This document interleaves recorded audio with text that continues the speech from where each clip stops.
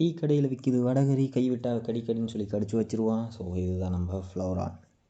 நம்ம இப்போ இன்றைக்கி இவனை பற்றி தான் பார்க்க போகிறோம். இவனுக்கு என்னென்ன வந்து பெனிஃபிட்ஸ் இருக்குது, அதாவது நம்ம அவனுக்கு என்னென்னலாம் பண்ணணும், எப்படி கேர் பண்ணிக்க போகிறோம், அண்டு அவன் எந்தெந்த வாட்டரில் நல்லா சர்வே பண்ணுவான் அப்படிங்கிறத எல்லாமே பார்க்கலாம். அண்டு ஃபுட்லேருந்து எல்லாமே நம்ம இன்றைக்கி பார்ப்போம். ஸோ இவனை பொறுத்த வரைக்கும் பார்த்தீங்க அப்படின்னா வந்து ஃப்ரெஷ் வாட்டரில் தான் இருப்பான் அப்படின்னு சொல்லுவாங்க. நிறைய பேர் வந்து ஃப்ளவரானுக்கு சீக்கிரமாகவே தண்ணி மாற்றுறாங்க. ஒரு வாரத்தில் இது 2 நாளைக்கு ஒரு தக்க 3 நாளைக்கு ஒரு தக்க மாற்றுறாங்க. அந்த மாதிரி மாற்றக்கூடாது. ஸோ அவனுக்கு வந்து எப்படி வந்து தண்ணி இருக்கணும் அப்படின்னா, ஒரு நல்ல க்ளீனாக இருக்கணும். அண்டு நீங்கள் மாற்றுறது டக்குன்னு மாற்றக்கூடாது. ஒரு வாரமோ இல்லை 10 நாளோ அந்த மாதிரி ஆகணும். அப்புறமேட்டு தான் நீங்கள் மாற்றணும். இவன் வந்து ஒரு எந்த தண்ணியிலையுமே வந்து சர்வே ஆகிடுவான் ஈஸியாக. வந்து ஹீட்டர் அவ்வளோக்கு நான் போடலை, ஹீட்டர் போடாமல் தான் நான் வச்சுருக்கேன். ஸோ எந்த ஒரு பாக்டீரியாவோ எந்த ஒரு டிசீஸுமே இவனுக்கு வந்து இருக்கவே இருக்காது. அண்டு இப்போ நான் காட்டுறது வந்து உங்களுக்கு மழை தண்ணி ஊற்றி வச்சு தான் நான் காட்டுறேன். மழை பெஞ்ச தண்ணி இருக்குது பார்த்தீங்களா, அந்த மழை பெஞ்ச தண்ணியில் வந்து மீன்கள் எப்பயுமே ரொம்ப நல்லா ஆரோக்கியமாக இருக்கும். இது நிறைய பேத்துக்கு தெரியறதில்ல.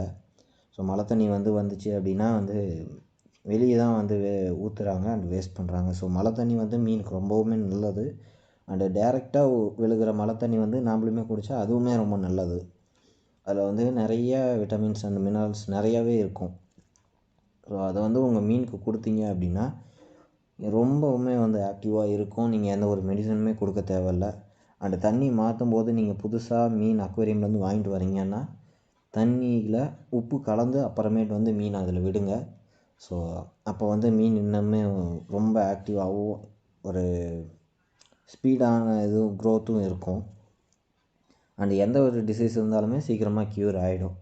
ஸோ இவனுக்கு என்னென்ன ஃபுட்டு கொடுக்கலாம் அப்படின்னு பார்த்தீங்கன்னா, நீங்கள் பாசி வளர்த்தி வச்சுருந்தீங்க அப்படின்னா ரொம்பவுமே நல்லாயிருக்கும். ஸோ தொட்டியில் வந்து பாசி இருந்துச்சு அப்படின்னா அவனுக்கு இயற்கையான ஒரு ஃபுட்டு கிடைக்கும். அண்டு ஹம்பு வரணும் அப்படின்னா வந்து நீங்கள் ஹம்பி ஹெட்டு யூஸ் பண்ணலாம். அது இல்லாமல் நல்லா க்ரோத் இருக்கணும் அப்படின்னா வந்து அதுலேயே நல்லா க்ரோத் இருக்கும். அண்டு ப்ரீடிங் வந்து உங்களால் பண்ண முடியாது. ஸோ ஹம்பு ஓவராக வளர்ந்துச்சு அப்படின்னா அந்த மீன் வந்து ப்ரீடிங்க்கு சக்ஸஸாக இருக்காது. ஏன் அப்படின்னா அதில் வந்து அந்த ஹம்பு வளர்கிறதுக்கான சத்து தான் அதிகமாக இருக்குமே தவிர அது அதனுடைய ஜீனை வந்து டோட்டலாக ஸ்பாயில் பண்ணிடும். அதனால் வந்து ப்ரீடிங் வந்து அதில் குட்டி எடுக்க முடியாது. அது வந்து ப்ரீட் ஆகாது. ஹம்புக்கு மட்டும்தான் அந்த வந்து ஃபுட்டு. ஸோ நீங்கள் வந்து ப்ரீட் பண்ணணும் அப்படின்னு நீங்கள் நினச்சிங்கன்னா அதுக்கு நீங்கள் ஹம்பி ஹெட்டு நீங்கள் கொடுக்கக்கூடாது. ஏன்னா ஹம்பு வந்து ஓவராக வளர்ந்து அதில் வந்து ப்ரோட்டீன்ஸோ அதிகமாக இருந்துச்சு அப்படின்னா உங்களால் அது ப்ரீட் எடுக்க முடியாது. அதனால் நீங்கள் நார்மல் ஃபுட்ஸே எல்லாம் கொடுக்கலாம். அதாவது இப்போது ஆப்டிமம்லேயே சொல்லி ஃப்ளவரானுக்கு வருது, அந்த ஃபுட்டே நீங்கள் கொடுக்கலாம். கலரேஷன் இருக்கும். ஆனால் ஹம்பு வந்து அவ்வளோக்கு க்ரோத் இருக்காது. நீங்கள் ப்ரீடிங் ஆனால் அதை சக்ஸஸ்ஃபுல்லாக பண்ணிக்கலாம், ஒன்றும் பிரச்சனை இல்லை. அண்டு இவனுக்கும் வந்து சண்டை மீன் மாதிரி நல்லா கோவம் வருங்க. நான் சொல்ல மறந்துட்டேன், நிறைய கோவம் வரும். அதை வந்து நான் உங்கள்கிட்ட காட்டுறேன், எப்படி கோவம் வரும்னு மட்டும் பாருங்கள். ஒரு மீன் வந்து இந்த அளவுக்கு கோவப்படுது அப்படிங்கிறத நானே இப்போ தான் ஃபஸ்ட் டைம் பார்க்குறேன் ஃப்ளவரானில். ஸோ அந்தளவுக்கு கோவம் வரும் தலைவருக்கு. நீங்கள் அவருக்கு ஹீட்டரு அந்த மாதிரி எதுவும் கொடுக்க தேவையில்ல. தண்ணி வந்து ஓரளவுக்கு மாற்றினா போதும்.